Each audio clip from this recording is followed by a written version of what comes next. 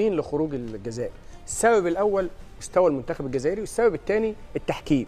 التحكيم لا خلاف على انه ظلم المنتخب الجزائري، ولكن انا مشكلتي انا فين؟ انا لابد اكون صريح مع نفسي.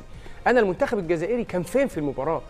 كلنا، هل هو ده مستوى المنتخب الجزائري؟ هل دي ردة فعل او ان نجوم نيجيريا بامكانياتهم كانت واضحه؟ اوسيمين ولقمان. لا يا مشاري، الفارق لا لعيبه جيدين، هم كانوا افضل بالامكانيات، كانوا افضل، ولكن ليس بهذا الفارق.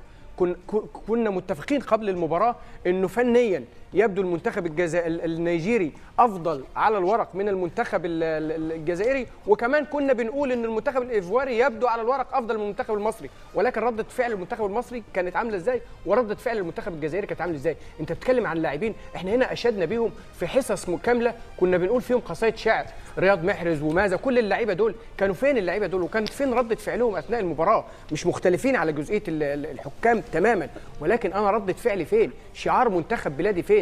الحماس والاصرار. شوف الاحصائيات، الجزائر ولا تسديد على المرمى يا وحيد، الجزائر ولا تسديد على المرمى. بالنسبه للامور الفنيه المدرب المنتخب الجزائر ليس لها تسديد على المرمى. تفسير يتحملها المسؤوليه المدرب هو اكبر واحد يتحمل المسؤوليه، لانه في الاخير هو بيتكوفيتش هو من سلم دقيقه فقط.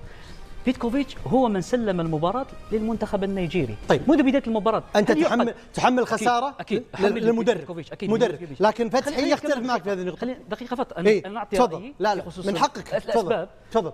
اولا بدايه المباراه بدايه في التشكيل، المدرب بدأ بدون رأس حربة مثل بونجاح، وانت تلعب امام منتخب النيجيري يملك مدافعين طوال القامة، بس وكذلك وسط ميدان في هالبطولة ما شارك في كل المواجهات. شارك في المباراة الأولى بس، ودخل والمباراة الثانية لعب أمام وكنا نثني على بوتكوفيتش. لا كنا نثني على بوتكوفيتش، نثني عليه عندما يصيب، لكن طيب اليوم لم يصيب. السبب الأول في عدم بدء في رأس حربة، السبب الثاني فنيا لاعب مثل شيبي لم يكن جاهز. السبب الثالث لما تلعب وسط ميدان مثل زروقي وانت تحتاج واحد يلعب مثل اسماعيل بن ناصر اللي خسرناه في المباراه الماضيه، المفروض يلعب كلاعب عبد الله. الكل عارف هذه النقطه. طيب فنيا تتفق مع وحيد في ان بوتكوفيتش هو يتحمل مدرب؟ تماما لا هذا وحيد فتحي تماما قريب المسافه وبعيد الاراء ما بينك، اختلاف الاراء. احترموا رايهم. تفضل. ولكن اليوم يا عائشه شفنا المنتخب النيجيري اقوى منتخب لحد الان شاهدناه فوق الميدان، فريق رصين معناها قوي جدا، رهيب جدا. المنتخب الجزائري ربما هذا الهدف يدل على امكانيات عاليه لأوسيمين. اي بالطبع، ربما غلطه من لوكا زيدان.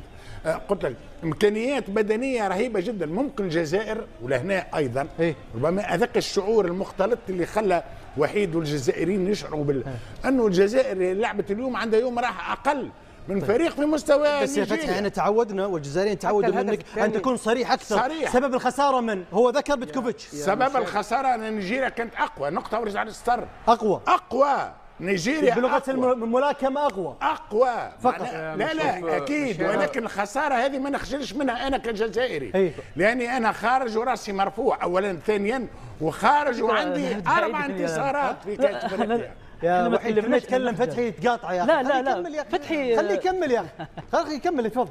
خارج ب4 انتصارات، خارج بفريق فيه جيل جديد، في بعض اللاعبين. اذا الفريق الجزائري يرفع الراس، مش يرفع الراس ويقول التاريخ والمستقبل. ممتاز. نعطي لا بس وحيد لا من حقه نتكلم عن الجزائر وتتكلمون عن الجزائر، فكل مره وحيد يجب ان يعلق ولا تحت الفخر الراس ونتشرف بالاداء اللي قدموه، هذا امر اخر، لكن اتحدث عن الاخطاء.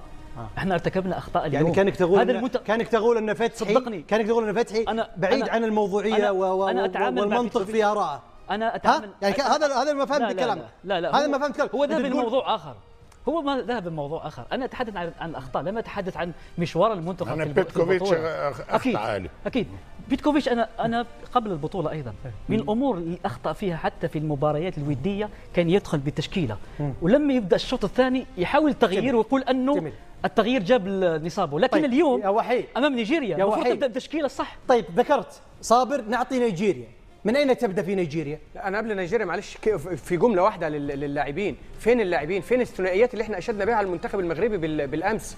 المنتخب النيجيري حدث ولا حرج، انتصارات متتاليه، لعيبه متجانسه. كنا بنقول انه المشاكل، كنا نتمنى انه المشاكل اللي حدثت داخل الفريق تاثر بشكل سلبي. قلنا دي سلاح ذو حدين، احيانا مصالحه اللعيبه مع بعض اللي كانوا متخانقين سواء أسومين او لقمان او غيرهم، احيانا لما بيتصالحوا بتجيب رده فعل ايجابيه زياده، ورده الفعل كانت واضحه النهارده. شفنا اصرار كبير على الفوز، سيطره واضحه على مجريات اللقاء، لعيبه متجانسين ومتفاهمين في كل الخطوط، عندهم الثلاث خطوط اقوى من بعض يا مشاري. كنا بنقول في نقطه ضعف في خط الدفاع المنتخب النيجيري، انما النهارده سيطره واضحه، استحواذ على الكوره في كل، حتى الارقام اللي انت عرضتها بتقول ده تفوق، والتفوق مش على مين، ده مش على بنين ولا زيمبابوي، ده على منتخب بحجم وقيمه وقدرات ولاعيبه منتخب الجزائر. التي متاهل لكاس العالم، تاهلت الكونغو على حساب نيجيريا وعلى حساب الكاميرون، من ضمن اغرب المفارقات، لان هي افريقيا دايما الى الملحق العالمي فيها لوغاريتمات. افريقيا ديت لا تتوقف ابدا لوغاريتماتها والغازها،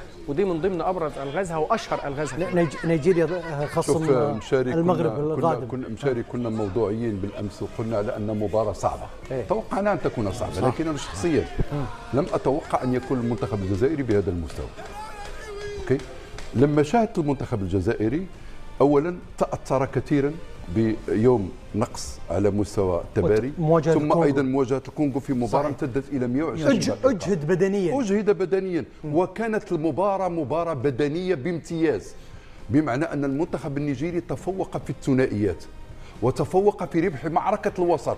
شوف وسط الميدان اللي كان نقطة قوة المنتخب الجزائري، أنه في هذه المباراة لم يكن بذات القوة مع المنتخب النيجيري، وبالتالي أنا أعتقد أن منتخب نيجيريا يعتبر اليوم هو في الطب مع المنتخب المغربي والمنتخب السنغالي. الجماهير الجزائرية ماذا قالت بعد هذا الخروج؟ لا. نتابع. نيجيريا كانوا حقيقة كانوا بلو اون فورس، كانوا فرصة علينا. الله غالب، بيتروفيتش رانا معاه، دار التكتيك تاعه، الله غالب. ما مكان كنا نخسروا اليوم، خاطرش في الشوط الاول كنا ميتين، الشوط الزاوج كانت ان تي بو ترو طار، بندخل حاج موسى وبونجاح، والله غالب سي كام سا. المقابلة كانت من جهة واحدة باش نكونوا واقعيين.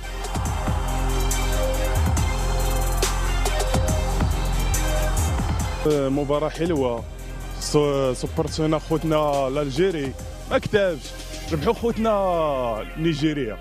هو مقابلة كما قلنا مقابلة زوينة، تفرجنا في مقابلة كانت من الفريق الجزائر ومن فريق نيجيريا، كانت مقابلة رائعة. بغينا حنايا الناس ديال الجزائر هما اللي يديوها، ساعة ما فرزقش، يعاودوها ان شاء الله العام الجاي، وبون كوراج للجميع.